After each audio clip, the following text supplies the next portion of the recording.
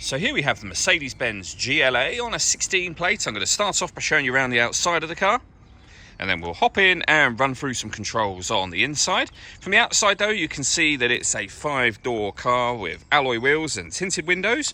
Let's start off inside the boot, and then we'll work our way around the rest of it from there.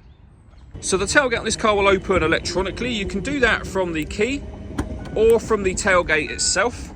As we approach the back of the car, you'll see we have reversing sensors and plenty of boot space as well, which can be increased by folding down either or both of the 60/40 split folding rear seats.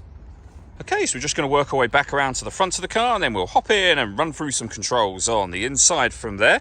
But now that we've done a full circle of it, you can see it's in fantastic condition the whole way round. Just briefly before we climb in, I think it's well worth seeing the interior from this exterior point of view. There's plenty to run through on the dashboard, so let's hop in and we'll do that now. Okay, now that we're inside the car, we're going to start with the dials. Over on the left-hand side, we have the speedometer and fuel gauge. And on the right-hand side, the rev counter and coolant temperature gauge. In the centre, you can see the total miles of the car. They are 32,127. You can change information displayed in that section using buttons on the steering wheel. You can have a digital readout for the speedometer displayed there, for example. And beneath that, it will show you what gear this car is in. It's an automatic. We are, of course, in park at the moment.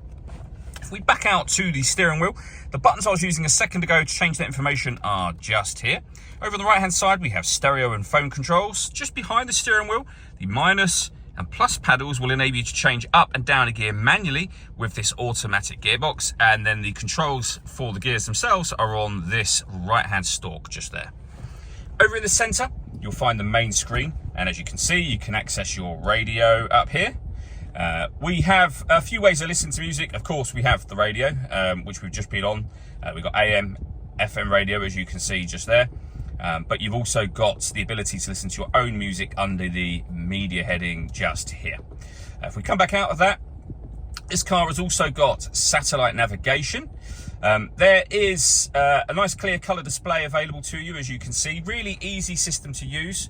All the movement I'm making on the screen, I'm making using this dial. You can do everything from here. It's very intuitive to use, particularly whilst you're driving. But if you'd rather not use that and you'd rather use buttons, you do have buttons up here for all of the different menus. So satellite navigation, for example, your radio, telephone, media, and you can pair and use things directly from here. We also have the main volume for the stereo just there.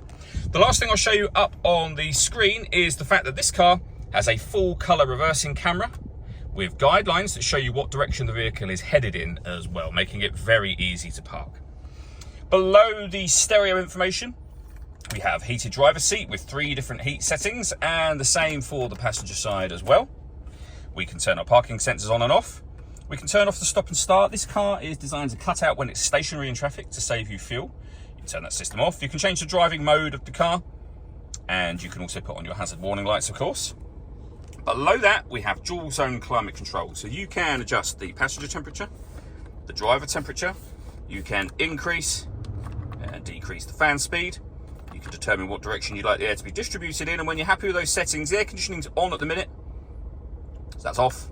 Back on again. Or hit auto. The car will now maintain the temperatures you've asked for by taking full control of the fan speed and the direction of the air for you. You can override those at any time you wish to, and you'll see auto has now gone off. You can put it back on your own settings here. We have a 12-volt charging socket and some storage just there. A bit more storage here, and then the dial that I mentioned just a moment ago as well. All that leaves me to say is thank you for taking the time to watch this video. If you'd like to come and see the car in person and have a test drive, please feel free to give us a call here at Mach 1 Cars. We'd love to hear from you soon.